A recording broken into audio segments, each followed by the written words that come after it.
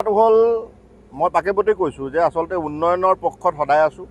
উন্নয়ন হোৱাটো আমি বিচাৰোঁ আৰু দুলীয়াজানখন যে অসমৰ ভিতৰত আটাইতকৈ অউন্নত এডোখৰ জেগা, সেই জেগাডোখৰ আমি কওঁ যে দুলীয়াজানখনে উন্নতিৰ ক্ষেত্ৰত আটাইতকৈ পিছ পৰি আছে। কি কাৰণে কি কথা কি বতৰা নাজানো, কিন্তু এটা গৌৰৱৰ কথা যে দুলীয়াজানত যি হওক 2020 চনত আৰম্ভ হৈ 2026 চনত এখন অভাৰব্ৰিজ আমি পাবৰ কাৰণে সক্ষম হ'লোঁ। মাধৱপুৰ তিনিআলিত এই অভাৰব্ৰিজখন আচলতে আমি খুব উৎফুল্লিত হৈছিলোঁ যে দুলীয়াজানত 72 কোটি টকাৰ ব্যয় সাপেক্ষে এখন নতুন অভাৰব্ৰিজ হ'ল।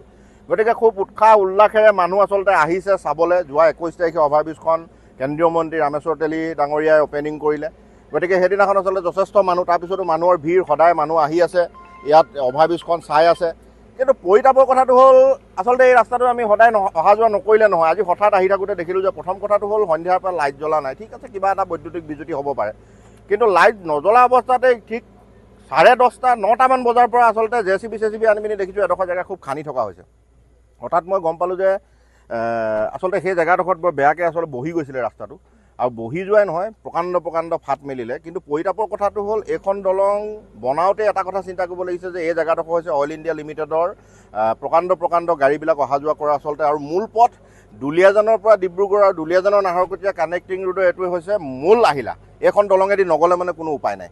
গতিকে ইমান নিম্ন মানদণ্ডৰ কাম হৈছে। মই আগতেও যিহেতু দলংখন অপেনিং হোৱাৰ আগতে মই যিহেতু কৈছিলোঁ যে এইখন দুলীয়াজানৰ কাৰণে আশীৰ্বাদ নহয়, এখন অভিশাপ হ'বলৈ গৈ আছে।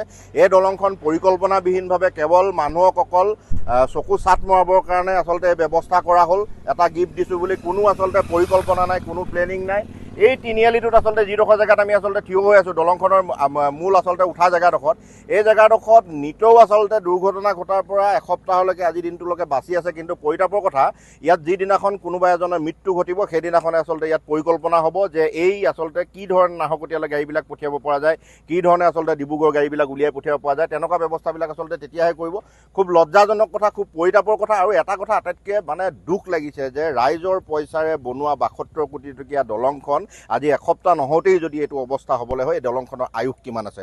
গতিকে মানুহৰ মৃত্যুৰ লগত খেলা কাৰো অধিকাৰ নাই।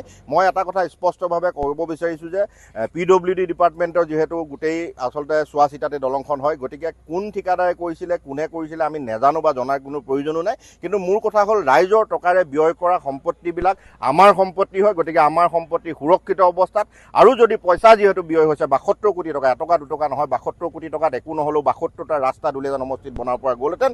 গতিকে আমাৰ ইয়াত অভাৰব্ৰিজৰ যিহেতু প্ৰয়োজনীয়তা আছিলে, এটা ভিৰ হয়, গতিকে ৰেল ক্ৰচিঙৰ কাৰণে ভিৰটোৰ কাৰণে এখন অভাৰব্ৰিজ এখন বনিলে। গতিকে অভাৰব্ৰিজখন বনোৱাৰ কাৰণে চৰকাৰক মই ধন্যবাদ জ্ঞাপন কৰিছোঁ, মাননীয় হিমন্ত বিশ্ব শৰ্মাক ধন্যবাদ জ্ঞাপন কৰিছোঁ। লগতে কিন্তু এটা কথাও মই ক'ব বিচাৰিছোঁ যে এই পইচাখিনি যে ব্যয় হ'ল নে অপব্যয় হ'ল তাৰো কিন্তু এটা উপযুক্ত তদন্ত হ'ব লাগে। আৰু এই কামটো আচলতে যে নিম্ন মানদণ্ডৰ যে কাম হৈছে সেই কথাটো কিন্তু এটা উপযুক্ত পৰ্যবেক্ষণ হোৱাটো আমি আশা কৰিছোঁ। আৰু স্থানীয় ব্যক্তি হিচাপে এটা কথা ক'ম, এই ৰাস্তাটোত আমি নাহিলে নহয়। গতিকে আমাৰ জীৱনৰ যাতে ৰাস্তাটোত জীৱন যাতে আমাৰ সুৰক্ষিত হৈ থাকে, এই কথাটো কিন্তু মই বিভাগীয় কৰ্তৃপক্ষলৈ অনুৰোধ জনাইছোঁ। এটা কথা ক'ব বিচাৰোঁ, আজি কেইদিনৰ পৰা এই কাৰেণ্টটো আপোনালোকে দেখিছে, কাৰেণ্টটো নাই। কাৰেণ্ট মানে প্ৰথম কথাটো হ'ল SCBটো কাৰেণ্টৰ অৱস্থা আমাৰ ইয়াত এনেও বেয়া। বৰডুবি আণ্ডাৰটেকিং আমাৰ ইয়াত কাৰেণ্ট, গতিকে 24 ঘণ্টাৰ ভিতৰত আমি কাৰেণ্ট মাজে আমাৰ ইয়াত আহে। আচলতে কাৰেণ্ট যায় বুলি নকওঁ, মাজে কাৰেণ্ট আহে। তথাপিও আচলতে কিন্তু এই দলংখনত মই ঠিক কালি ৰাতি 12টামান বজাত দুলীয়াজানৰ বিশেষ এটা অনুষ্ঠানৰ পৰা আহি থাকোঁতেও দেখিছোঁ দলংটোত কোনো লাইটৰ ব্যৱস্থা নাই। আৰু আজি সন্ধিয়া ঠিক 7:30 বজালৈকে মই এই ওচৰতে আছোঁ, 7:30 বজাৰ তেতিয়ালৈকে দেখিছোঁ লাইট জ্বলা নাই। আৰু এতিয়া দুলীয়াজানৰ পৰা যেতিয়া মই আহি থাকোঁতেও দেখিছোঁ দলংখন অন্ধকাৰময় এটা পৰিৱেশ।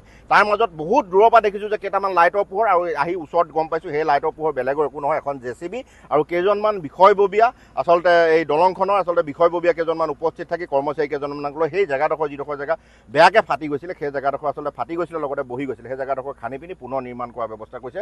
আচলতে এনেকৈ টাপলি মাৰিও কিমান চলাব, এখন নতুন দলঙৰ টাপলি মৰা ব্যৱস্থাটো আচলতে কোনো পধ্যেই আমি গ্ৰহণ নকৰোঁ। গতিকে দলংখন যিহেতু নিৰ্মাণ হৈছে, গতিকে উপযুক্ত ইয়াৰ পৰ্যবেক্ষণ কৰিব লাগে। দলংখনৰ আচলতে ইয়াৰ ৱেইট কেপাচিটি কিমান আছে, ইয়াৰ অইল ইণ্ডিয়াৰ ইমান ওখ আৰু ইমান প্ৰকাণ্ড হেভি ৱেইট ভেহিকুলবিলাক পাৰ হ'বৰ কাৰণে সুৰক্ষিত হয় নহয়। আৰু লগতে এটা কথা মই ক'ব বিচাৰিছোঁ, এই দলংখন যিহেতু আমাৰ নামিবৰ কাৰণে আৰু উঠিবৰ কাৰণে নাহৰকটীয়াৰ ফালৰ পৰা অহা যিসকল যাত্ৰী আছে তেওঁলোকৰ কাৰণে খুব বিপদজনক হৈ আছে। গতিকে সেই যাত্ৰীসকলৰ কথাও চিন্তা কৰিব লাগে। গতিকে মানুহৰ জীৱনটো সুৰক্ষিত কৰিব পৰাকৈহে আমাক যাতায়াত ব্যৱস্থাটো লাগে। এটা কথা কৈছিলে আপুনি, প্ৰাগ নিউজৰে কৈছিলে আপুনি।